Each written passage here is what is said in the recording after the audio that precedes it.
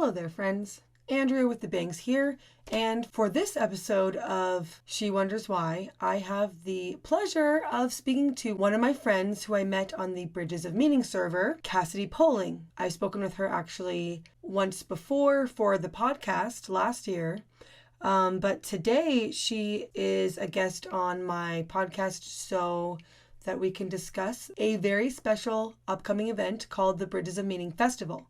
It's taking place in Germany. And if you are on the Bridges of Meaning server and you're interested in going, there are still tickets. And I believe I have some information down in the description on where you can get your hands on some of those tickets.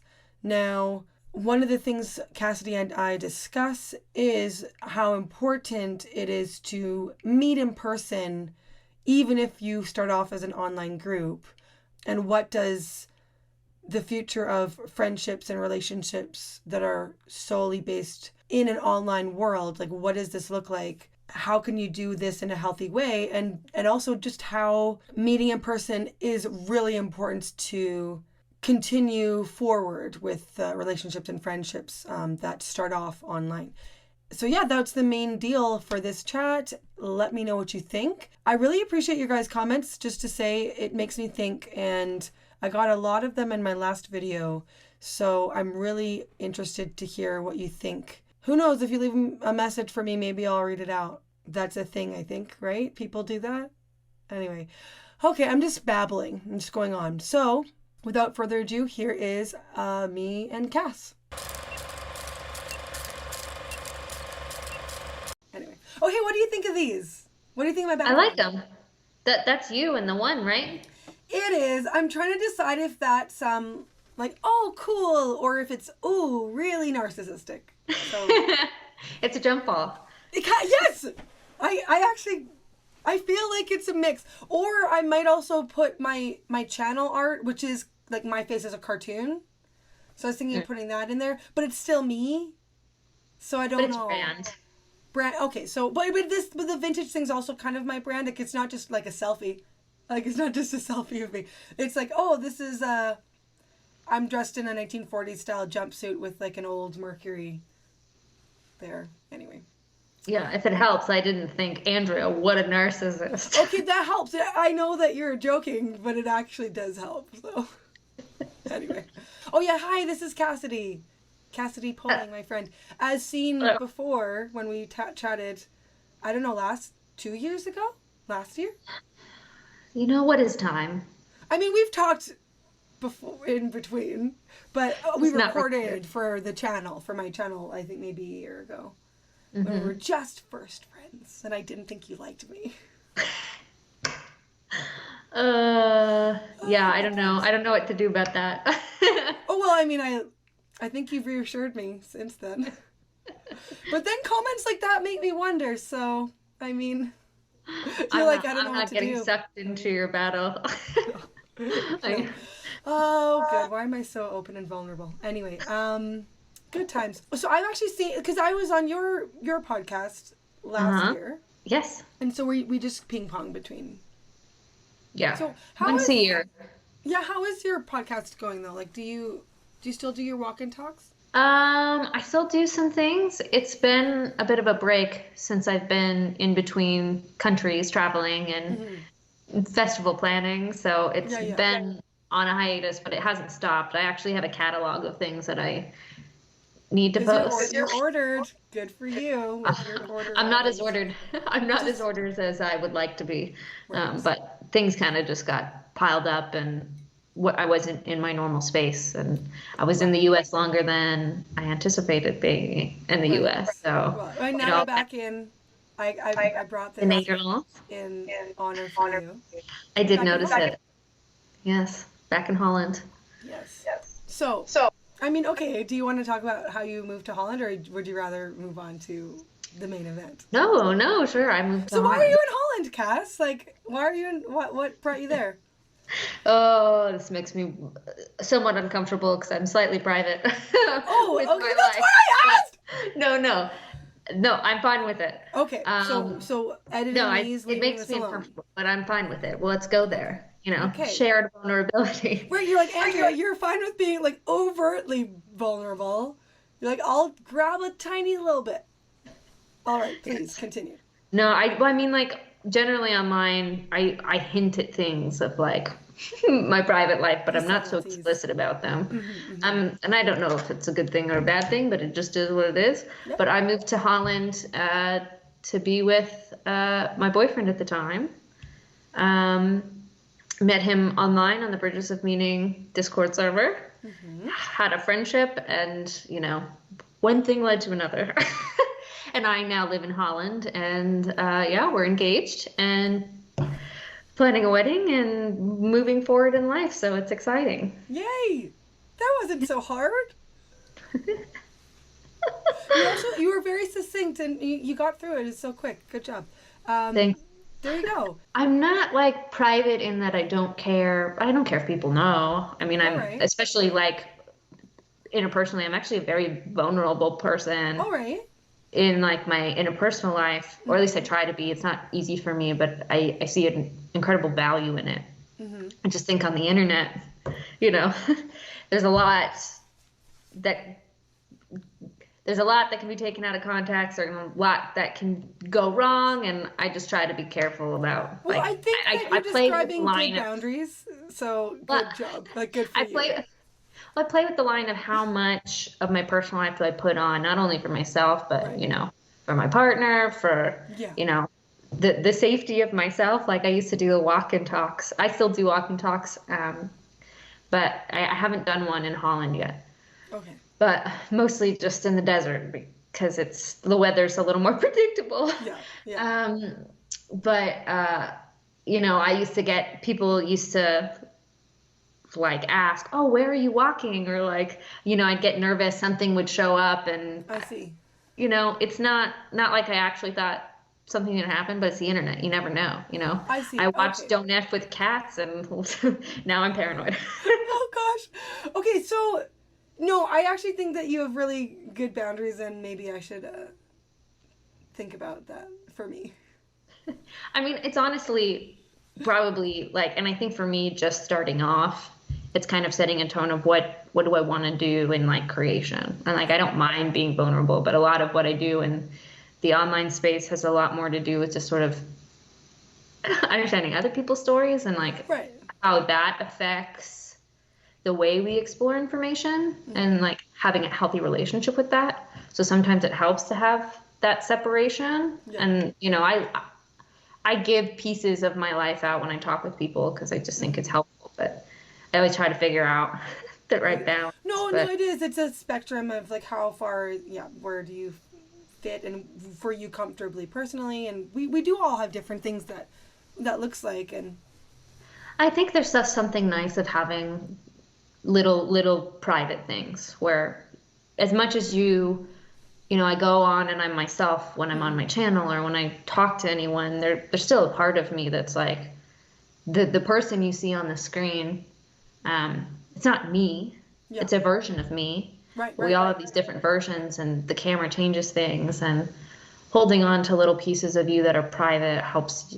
I don't know. It just helps me kind of ground in certain ways of my life versus the thing that I share and do online. And I don't know if it's a good thing, but it's a thing I play with as I navigate this weird world we find ourselves in. But well, I think that it's like the scale of like pros and cons. Like there's an extent of like how friendly are you and how like, oh no, I really, I'm just thinking about for me. Oh wow, I was really friendly seeming and now I did it too much because maybe secrets are good sometimes. Like maybe like I'm seeing where I do see where it's good for the holding back bit is very different from how I go about things. So I see that as like, yeah, I could use me a little of that. But then at the same time, it does really help with me making online connections with people who I'm interviewing and friendliness and a little bit disarming. People are a little bit more open. So I can see both like positives for both and negatives for both. So. Yeah, I mean, I tend to be far more vulnerable about myself and things in my past and what I know about myself than things that deal with external factors. I mean, particularly with Verdi, like when I moved here, we were dating. You know, we had a night, you know, you don't move across the world for somebody without, you know, some seriousness in the expectation of the relationship, but you don't know what that's going to look like. It's not a marriage, it's not a commitment, and so things aren't quite as permanent. And so just being more cautious about how much I put that into what I create kind of gave me some space to explore that without feeling the pressure of people watching it or looking for it or supporting something that had an ability to grow more preciously in a semi-private way. Right. And you know, like we didn't hide our relationship, and Verdi is not a public figure, so there's not the theories or things that are going to come out of it. But for myself, it was just one of those things where I wasn't ready to talk about it publicly, so I didn't. And now I made you, so sorry. Yes, now you made me. Cassidy, I tried to breadcrumb it with the. Should we talk about you moving to Holland? Oh, I'm giving you a hard time. I knew where you were going. I know. Okay. I'm being a little bit. I was trying to make you feel special. I was trying to make you feel special, Andrea. I was being vulnerable. Thank you. Anywho, so back on track. See, I found it. Went back to the back. Way to bury the lead, though, me. So the whole reason why we're officially talking, we were going to unofficially talk to catch up, but we're recording this because we. Like you're going to tell me about the festival. Is it called like the German festival or the European festival for Bridges of Meaning? So we're calling information. Yes, we're calling it the Bridges of Meaning Festival. I mean, I don't know how many of your viewers are part of Bridges of Meaning, or I'm sure they've heard of the community just being around your channel. But we're both active members. We've been there for a long time. I was one of the first early adopters for Bridges of Meaning, and I've always been a really big advocate for online participation, moving outside of the online space into the real world. And I've done that in various ways. Meeting people, like I've met you. I've met several different members all over the place. You know, I dated a Bridges of Meaning person, and so finding a ways to make that integrated in real life instead of just online. That's been like a challenge, but also such a like joy to see the way something could grow that way and be rooted in reality.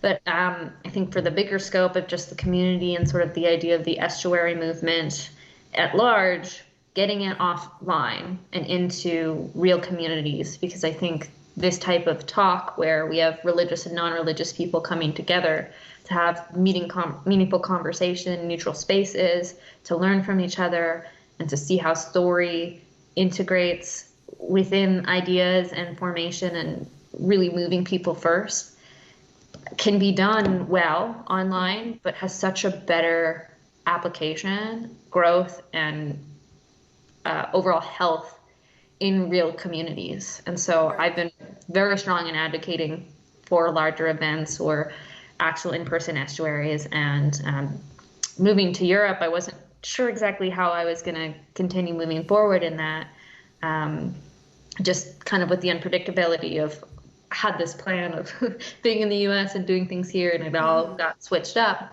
But Matthias, another member, launched his festival, the Bridges of Meaning Festival, in Landau, Germany. And, you know, I was just so excited to see the way that he had not only fostered his own estuary group within Germany that's meeting on a monthly basis, but now this movement to make a bigger event and create something bigger that could be international and grow the community and give more space for more people to participate in this thing that we both gained a lot from personally. And so I reached out to him. I've had event experience. I've worked in entertainment for a long time, and I have event coordination experience, and kind of mentioned that to him and started the ball rolling of how can I help. And now I'm kind of co-running this festival, and we're making plans to do the first one this August, but also find ways to make it sustainable and keep it a yearly event and continue to find ways to have more of these events. And so yeah, I mean, we're just trying to talk more about it, get the word out, and you know, we'd love to help people online who are interested in these big question exploration and interested in having people to talk with, like so many on this little corner, find that in the actual world we live in, Right. which has not been so easy to do with COVID, and now it's switching, and so it's really exciting. So what does it look like? Are there, how many days is it, and like are there like events within the time, like formal, informal? Yeah, so it's a 3-day festival, 2 full days, and then one sort of kickoff event on Friday night. And it's a mix between structured speakers, breakout events, and then more casual events where people can mingle between themselves, create relationships. And we also have some art, or well, we have a concert from Two More Bees one of the Oh, nights to great. kind of add sort of an artistic element to it. And I think for us, it's sort of really this a culmination of what we think is the best parts of the estuary movement, where it's connection first, people first, spaces where people can freely talk amongst themselves and make connection, understand people's stories, where we can gather around information by people who help us think and, you know, give us that space to explore these big questions and unpack the things that we wrestle with in life, and learning how to put our own skin in the game and do that well with others, where it doesn't become a war against people or even ideas, but a genuine exploration of things. And so we put a lot of thought in all of the events, and I can give you a link to the website where we have the full schedule, but we have 3 main speakers, Paul Vanderklay, John Van Dunk, and then Bern Powers. They're all going to be doing lectures and Q&As, but we also have some panel discussions and other breakout discussions that everybody will be involved. We've got a couple community meals planned that are provided by the festival, so people Cool. can come, gather, and eat. We have bonfire events where there's music and, you know, marshmallows and places to kind of slow down and get to know people and just enjoy nature. It's at an event center in Landau. It's called the Sidstern, and I'm probably saying that wrong because it's German. And I wish Matthias was here to correct my We'll go, pronunciation. and then he'll correct it in person, and we'll know how to properly pronounce it.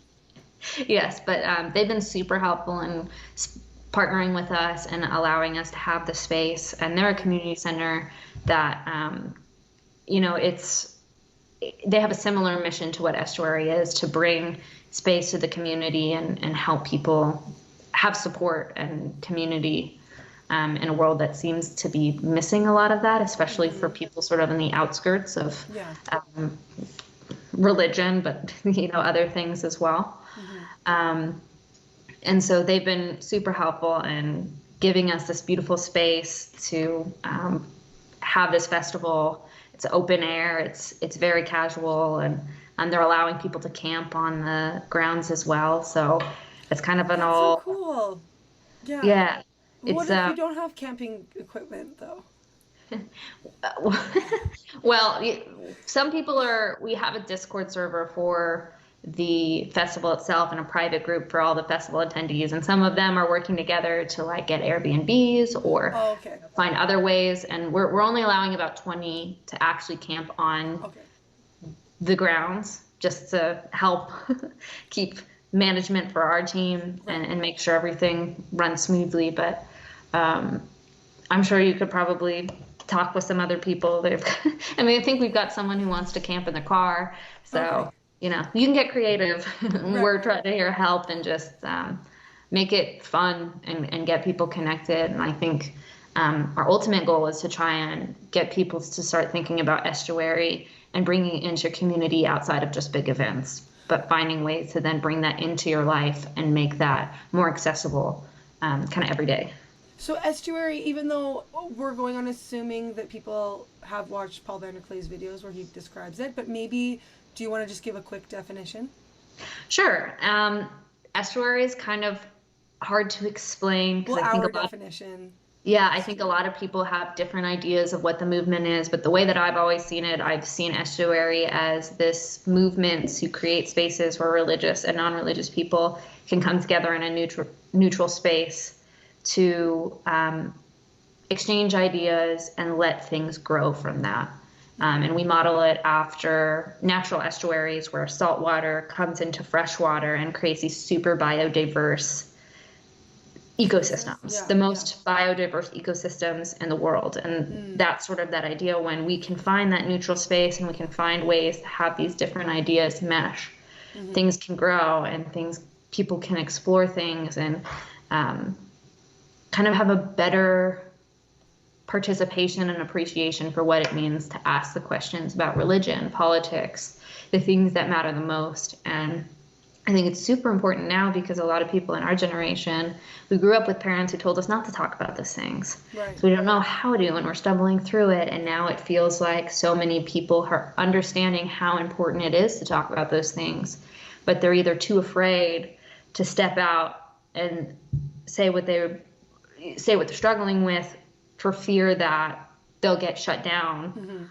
or there's that instinct to kind of go with the flow and just not think too deeply because it could create a lot of chaos with that. And or the people are just like, this is boring, I don't care, like that. Some people, but I honestly or I mean the audience, that they might be afraid that people will shut them down because they're like, right, this is too much or something.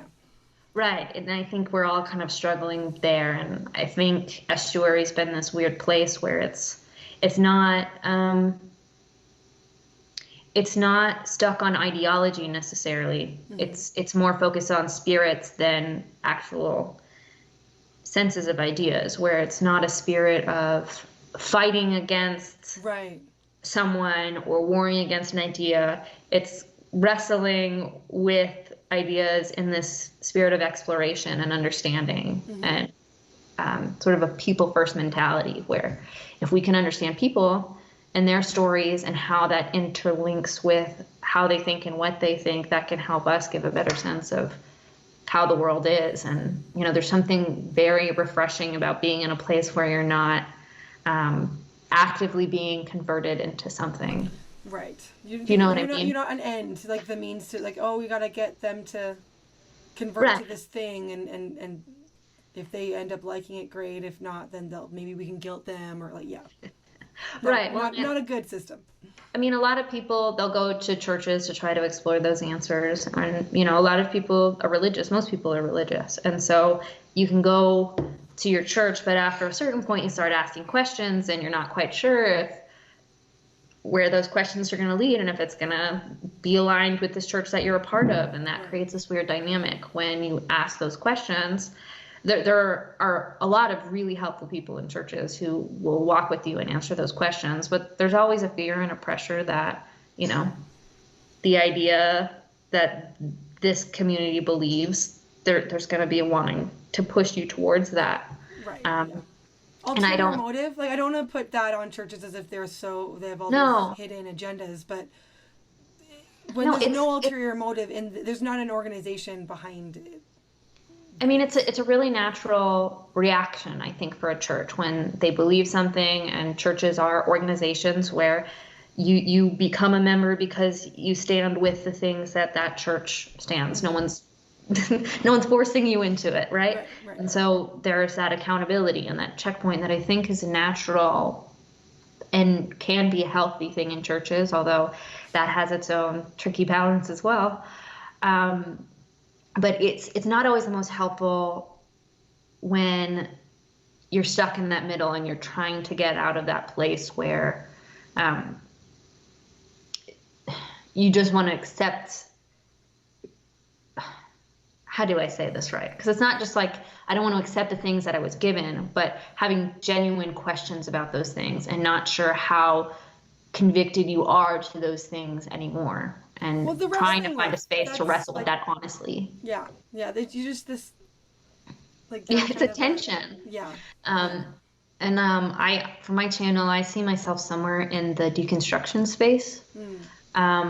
and not in the normal way people think, where it's like, I deconstructed and now I question religion. I more deconstructed and I guess you could say became more religious, but I think I just saw. Reconstructed in a different way?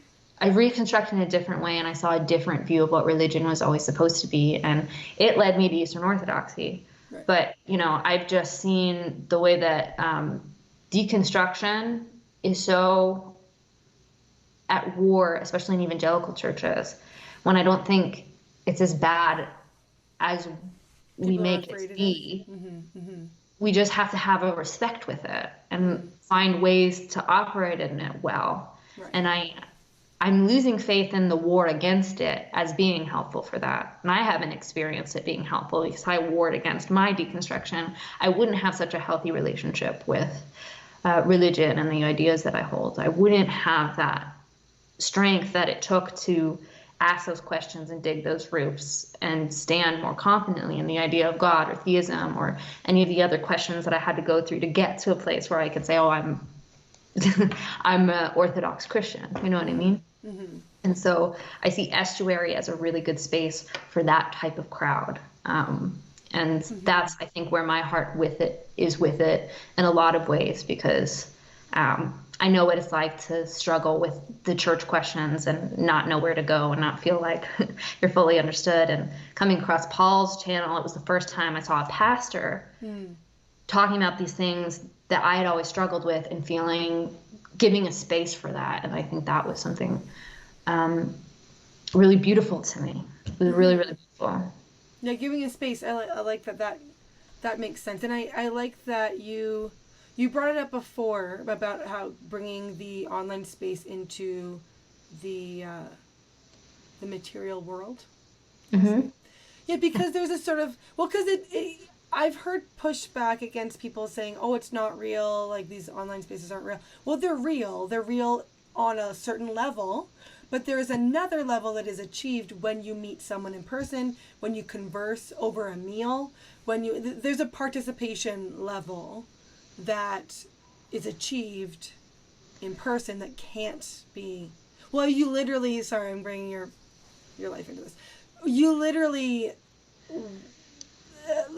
began your relationship with your now fiance online, and then brought it to the material world in reality on a different level when you saw him for the first time in the flesh.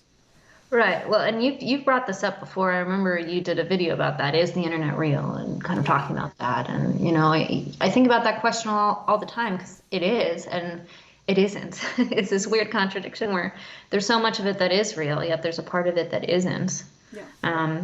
But it's always, it all in your participation affects your real world and the way you see things and the way you interact. And I think for myself, just with my participation in online communities and seeing how real those relationships are, my struggle with the advocation to just keep it all online is that it is not as sustainable or healthy than finding that in your real life community, getting disconnected and getting committed to the community here. Because not only, I mean, me and Ferdy dated 8 months before we were ever able to meet each other because COVID lockdowns. And in some ways that gave us this space to grow, and we had this very interesting participation to understand the beauty of what an online world could do and how it connect people that never could before. Yet there's also that limitation of recognizing we can't keep doing this. We can't keep being sustainable, being across the world, only having Zoom conversations, never meeting. And you see the way that it bloomed the minute we were able to participate in the real world together. And then the minute, I come and I live here, and now our lives aren't together, but they're in the same country. And there's far more intertangling, and there's far more roots that can grow, and you just miss so much when you're only on the online space. Well, because you also present your, this is me, this little square, to the world, and well, and it's a lot really more tricky. than that. You Well, it's know? really tricky because as a filmmaker and a documentarian,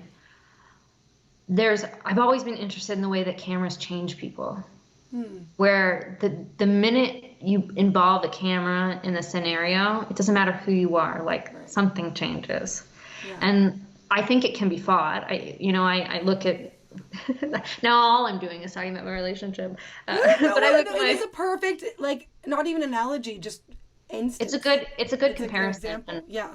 Yeah. And I think it for me it just it definitely made things clearer about sort of my vision of why I want to see these things in person. But like we dated 8 months, and we talk about it all the time. Like we were not different people once we got in the same room. Like it was like, oh wow, like you are the same person. But there's always that wondering, well, what's different from being in the same room than being 700 miles away or however Right. long, Well, because it however is a far we wondering. are. Like you're in a space where you kind of believe what's in front of you, but then there is that sort of like, I guess, like you could say mystery if you're trying to make it sound cool. But so I mean, again, it's almost like the mystery is okay in the beginning, because it's like the first dates of, oh, what are these people like? It's layers of that, but then you can't. It's not sustainable. Like it's okay for a time. It seems But like. I think it really just depends on who you are. Like, I think there are certain people who are unwilling to be vulnerable and Right. committed the way you would need to be to make a relationship like mine and Ferity's work. Right. Right. Because if we hadn't both been vulnerable, if we hadn't both participated in the right spirit and had that primed before we even got to the idea of dating, it wouldn't have worked. And like, yeah, I also think it was just we were the right people at the right time for that. Verity in a lot of ways was a whole list of never agains for me, yet there was something about him that switched the narrative where There you go. it showed me the depth of like the complication of things. And I think that's what estuary's done for me in a lot of things, including ideas and people and the way they express themselves. I just love the list of never agains that you just say without any sort of like. Oh, he knows. He knows. It's new. It's not news. He knows. Yeah. So. Well, and I think outside of just my personal romantic relationship, like I've had friendships, I have had people that I've tried to support, and being an admin on the Bridges of Meaning server, there's a lot of people we try to support and give space to make mistakes, especially in big questions, and push boundaries, but in a way that is helpful and not destructive. And there's been people that I've just gotten to the realization of, like, it doesn't matter what I do online. If I can't be there in person, I can't really help them in the way that they need it. Yeah. And to continue doing this online thing and getting sucked into a world that is not real, that is very disorienting and often distracting and negative, being the internet, it doesn't do what they need at the moment. And I think while online participation can be helpful and there are healthy ways to do it, it can't be all the time, because that's not how we're designed. We're designed to be in the room with people. We're designed to pick up on people's energies and see their faces and their faces and their movements. See their bodies from here down. Yeah, right? Exactly. And so it's hard for me to say, oh, nothing's real on the internet. Oh, there's plenty of real things. In fact, it's in some ways I think people don't take the reality of it seriously enough. Right, yeah. And they play in this fantasy world, and then all of a sudden, oh, this doesn't count. I can just send out words that are hateful, and it's not real. Yeah. No, it's a balance, right? Yeah, I mean, it's both real and not real all at the same time. Right. And like the same way that a camera can change a person, a anonymous tag behind a keyboard can change a person. And like I think there's something in the responsibility of that. And I think Discord has been a really successful way of moving estuary as far as a social media platform, because it's not just text. It's not just catered pictures that I post. Like you can have live conversations, you can do video chats and like in groups, and we do book clubs sometimes and knitting club and things like that too. Yeah. You have events and you're interacting with people live, and I think it gets you closer to that dynamic of what it really is to, sit in a bar and strike up a conversation with a stranger. Right. Yeah. And I mean, I think we can both look at it and see how many amazing friendships. And here's the thing, me and Ferdy are not the only relationship that has come out of the Bridges of Meaning Discord. I went to a wedding last summer from two people who met the same way me and Ferdy did, and it ended in marriage. And so there's something very interesting about the way that Estuary has opened that door in a way I'd never seen online participation before. But it's something that I really do think needs to have that hybrid effect of like, it can't just be all online because it's not sustainable. Right. Yeah. It's like if somebody was in a relationship and they were like hiding who they truly were, like, oh, I can't be like, if I was, I can't do this. There's no way. But if I was, I think I just like the look of the introverted girl. So I'm just going to be the quiet. No, I shouldn't say introverted. The less outgoing. What's the opposite of outgoing? Quiet? Reserved? Reserved. Yeah, the reserved. Yeah. So like, oh, I really like the deal of the reserved girl who's just like really thoughtful. And if I tried to do, I don't know how I could ever do that. But say that I could manage that for a first date or something, like going back in time, Andrea, who's not married. Like, and kept on trying to hold that would, I'd probably get ulcers. Like it's not the same, but it's like a filter that you have up. Yeah. Well, I say I'm not trying to be the opposite of my personality. Say I'm just like, oh, I really don't like that I'm so open about things right away. So I'm gonna act as if there's a camera on me, for that first date. Or, I'm going to act as if I'm going to act a little bit of a filter.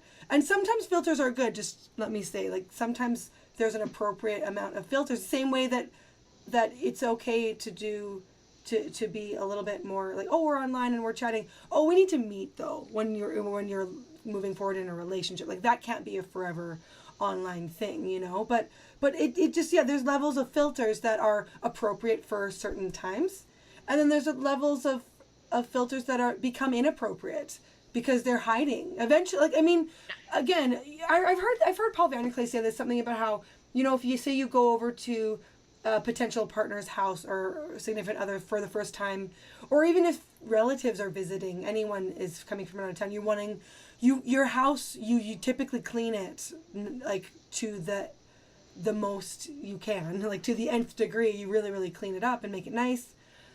But that's not the typical. But then I thought this, what if you didn't do that? That would say something about you. Like, even that you're willing to put up a filter for the sake of, like, oh, social decorum, or is that even a word? And for the, like social graces, I guess.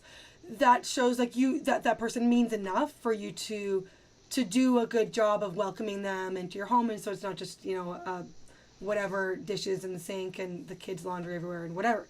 So like there are certain filters that I think are good to be up, but then there are times where that becomes almost not an appropriate thing to have up always. Right, and I find communication so interesting, and the recognition that most of our communication is not verbal.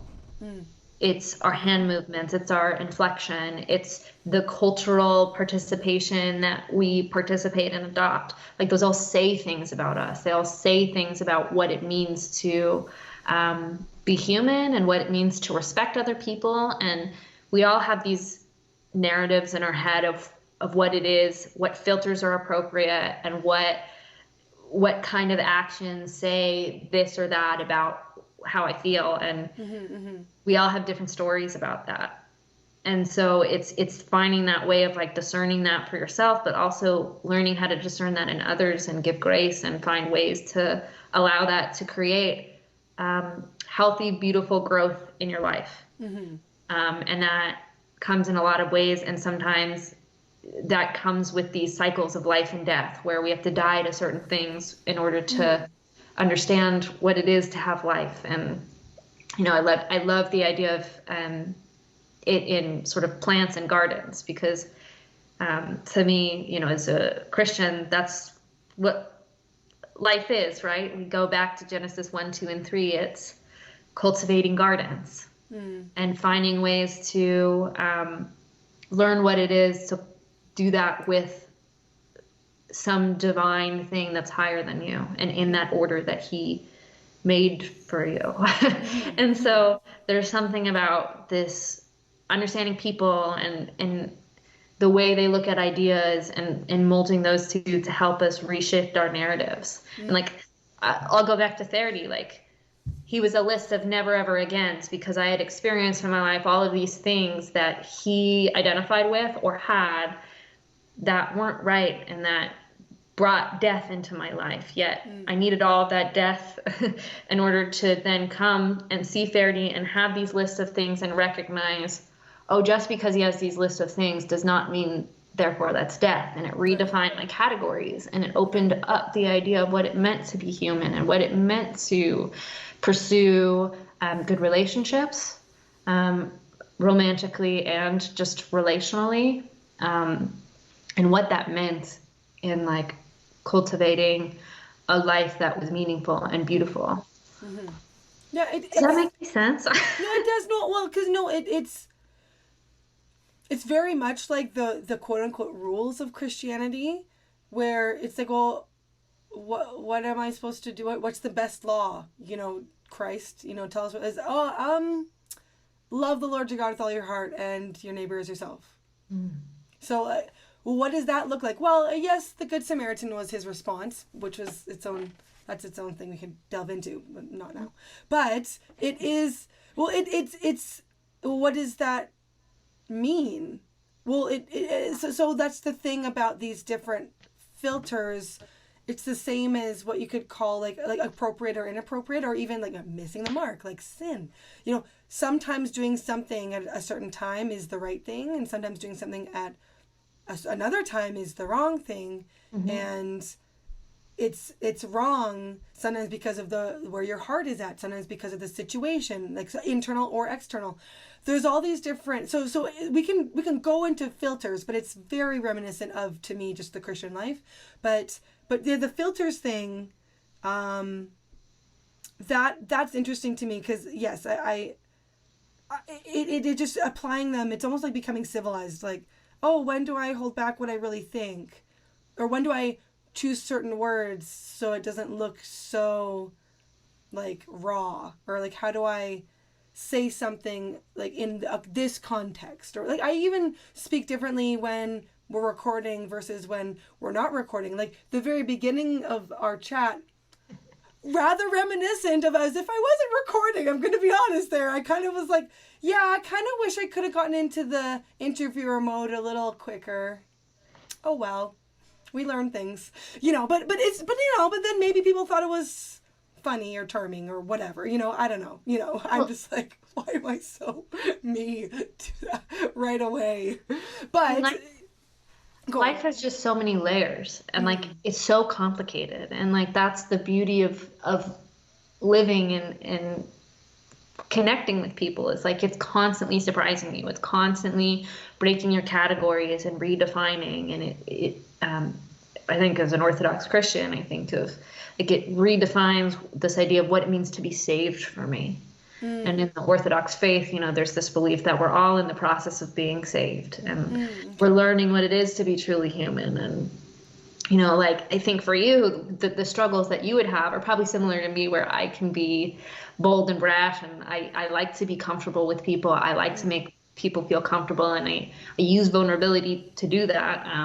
I don't mean that in a manipulative way, but I'm okay, especially when it's more private, to wear my heart on my sleeve. So for me, coming to a place where recognizing I probably have to think a little bit more about what I say if I'm going to be putting my face out there and my ideas out there, and just to give the right level of safety for myself and comfortability for myself as I wade into this thing that I'm playing. I don't know what I'm doing, but it's fun. Well, and it's humans beautiful. do. We play. Yeah. Well, But I mean, oh, sorry. Go on. no, I say there's another set of person who they have the trouble not being structured. They have the trouble of learning what it is to be vulnerable. And we need both types of people to learn and understand the full narrative. And like life is full of paradoxes and contradictions. And I don't know, I just get a joy of seeing them. And I see them most clearly through people and their stories. Well, and that's bringing it back to the meeting in person. Because that is the layer that is the filter of the screen that gets taken away, and the idea of, yes, we still have like social norms in person, but it just, something is cultivated in person. Friendships, like people, when they used to talk on the phone, it wasn't enough, even back in the ancient days before video calls, because there's this idea of video calls. Well, now it's face to face, and that is better for me. But I'm even like worried about what if we can do the hologram thing? Oh, but no, we have the bodies. We're embodying. I don't know. Well, I mean, take us. We met online, we grew a friendship, and then you said, I'm coming to Arizona, I want to meet you. And I said, cool. And we spent the whole day together, and you were so up for doing whatever. I loved it. Anyway. But I did, but that's the thing. That was, you were so up for even doing whatever, even like me saying that. That wasn't, because I always think about, especially for relationships or couples, like, what about like getting annoyed that they're so slow at like opening the door or something, that's just a very, like, we have little annoyances, and it's just sort of funny when the screen is frozen on your lap. Oh, it's gone. It's gone. So you're like, she's hilarious. Anyways, no, but so that's been my wonder, but even like positive. Oh yeah, like Cass, you were up for going here and there and wherever, like whatever I wanted to do, you're just like, you were up for it. And I couldn't see that here with us chatting, because we can't, like, there's the barrier of, we can't get in the car and go do things, so even that was something that I would not have been able to guess unless you told me, yeah, I'm usually up for whatever when people visit me. And I'd be like, take your word for it. Every environment has limits, and like you need the limits, or it's just like information overload, chaos, right? Mm-hmm. And so the internet has its limits for good reason. And like I think there's that act of learning to know them and respect them and recognize when this participation is becoming a deficit versus a benefit for you.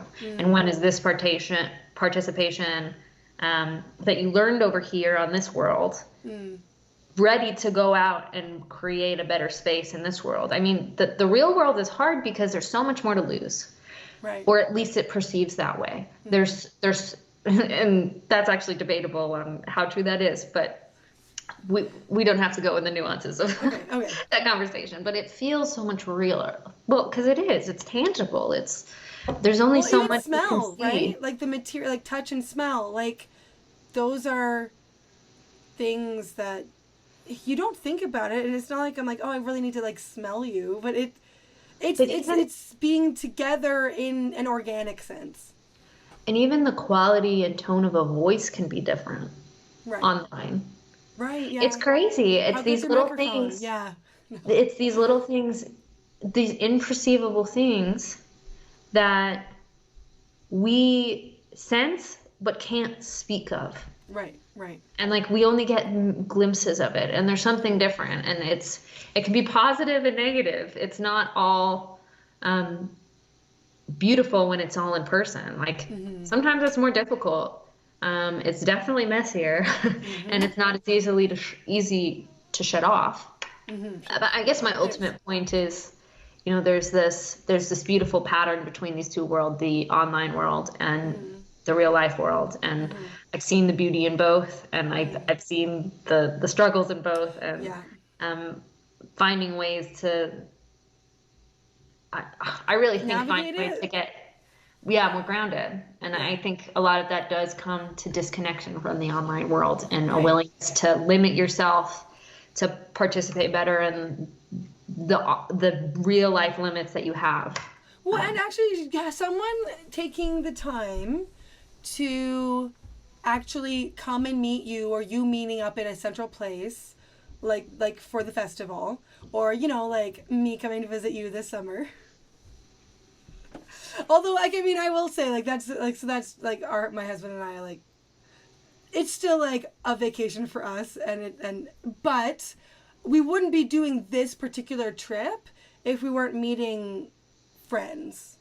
Right. Like, we would probably, because we've already been to the UK. Sorry, we're going to the UK and to the Netherlands with you guys, but we probably wouldn't be going to Europe. We would most likely be going on a cruise or something like that. But I wanted to see people and see the sights. I wanted both. And so with their friends online that were friends enough to actually visit, it's a great excuse to travel. But it also, so that's my thing for because I decided to do that instead of the festival. But anyways, my husband is not in the group, so I do feel like that would be unfair to drag him along. But if you guys are gonna do it every year, I might think about another year coming. But either case, it's you feel like if you're gonna travel a distance to meet up with someone, you feel valued. Like right? Like, well, you wouldn't do it unless something meaningful happened there, right? Like you might randomly chat with someone playing a game who lives in the UK and you had fun playing the game, but it's hard to explain it, and that it's Bridges of Meaning has changed so much. It's even hard to kind of really get a sense of what it was like at the beginning, but there was something special about that place, and the way that meaningful connections happen, and the way people in story was first in ideas. And that was really exciting. And it created all of these connections in this deep sense outside of, just relational. Like, that's powerful. And I think it will only grow more powerful when we bring that into the real world and create a space like that in our communities where we can help people a lot more than what we can online. No, I agree. I don't know. I don't know what the future is of it, but as far as the part that we see playing in it, especially with the Bridges of Meaning Festival, like you said, we do want to make it yearly. We do want to continue making live events. It's not a one-time thing for us. We really see this as a positive benefit and a way that we can give back, and we want people to see the things that we've seen it, and not just on the online space, because that can be very much a barrier of entry for a lot of people. But in the areas and the towns that people live. So that's my last question here, because I have to go make my kids lunch. But for the next events or next year, I don't know if, so this festival is like number one, and if there'll be separate things that are not part of like the annual festival, I'm guessing. But will it be like in Europe again? Will you have it since you guys are based there, or will it be like traveling around? Like next year, it'll be say closer to maybe like in California where Paul is, or in Canada where some of us are. Like, will it be traveling around, or will it be more like, oh, here's a European one, and then we can do an American one or a North American one? I mean, the plan for now is the German festival will always be in Germany. The Bridges of Meaning German festival is going to be in Germany. That said, I mean, I love the idea of being able to produce more events, and partner with local estuaries to help them bring speakers and create spaces that help grow the thing they're trying to foster in their community and gain a reach that's bigger than what they could do on their own. So, the opportunity is there for more. What that will look like, I don't know, but I'm very hopeful that it can be bigger, and that we can have the opportunities to do more events in different places. But that'll take time, and careful planning to make sure it's sustainable. Because another part of it is we really want it to be as affordable as possible. Yes, And actually, so that there's was that the balance. logistics. So there's that We don't have to balance. go into all of the logistics, but how can people, is there a website? So did you Yeah, mention so that? I'll give you the Okay. link to the website, and Okay. that will have all of the information, including ticket registration, price, full schedule, little more detail about what they're doing. My podcast is actually going to be one of the events, do a live with my friend Sarah. So it's really fun and exciting. And we're actually running a campaign right now until August, I think it's August 15th. That reduce price for tickets for this year and next year's festival. So if you want to be a Oh, part of great. something like this, but obviously it's a little soon for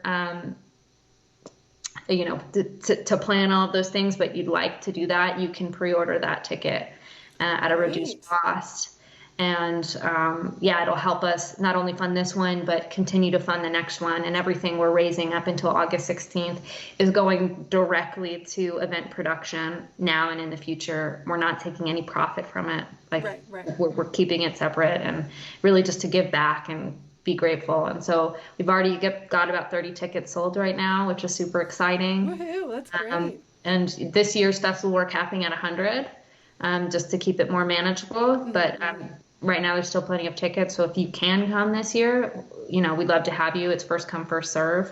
And, all the special tickets are available now. And up until, I believe it's July 16th, information is on the website. I'm sorry. I should have been more prepared for this. This is No, well, it'll make them be like, oh, I really want to know and I'm curious, so I'll click. Yeah. But up until then, we're doing sort of an early bird special. We have a special private lunch with the speakers that you can purchase for a ticket. But anybody who buys a regular pass ticket up until that early bird deadline, you're going to get entered into a raffle to pick 2 seats that the festival will pay to thank people for supporting and giving back to us and keeping that early momentum going. So if you want or interested in any of that, go to the website. It'll give you all the links and take you to the places for more information. Okay. And yeah, you can always message me. I'm on the Discord, Bridges of Meaning Discord at Cassidy P. But you can also reach out via the Bridges of Meaning website, and we'll be able to answer your questions as well. Okay, cool. Thanks for going into all of that and for the discussion. And these are things that are going to, I think, continue to become really important for us, for our children. The more online things get, the more virtual reality becomes a thing. So I do think it's very admirable let's actualize into material space meetups. I think that's great. I think it's only good can come from it. Well, I won't say that. There's definitely bad that can come from it, but it's like that line in one of the Narnia books where Susan is at the river and Aslan is sitting there and she wants to get a drink of water and she's like, will you promise you won't hurt me? He's like, no, I can't make that promise, but I promise I'm good.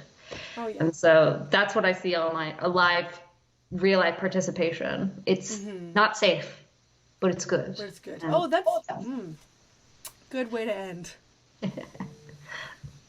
Thank you for coming back on my channel, Cassidy. I appreciate you and all the work you're putting into all of this. So thank you. Thanks for having me.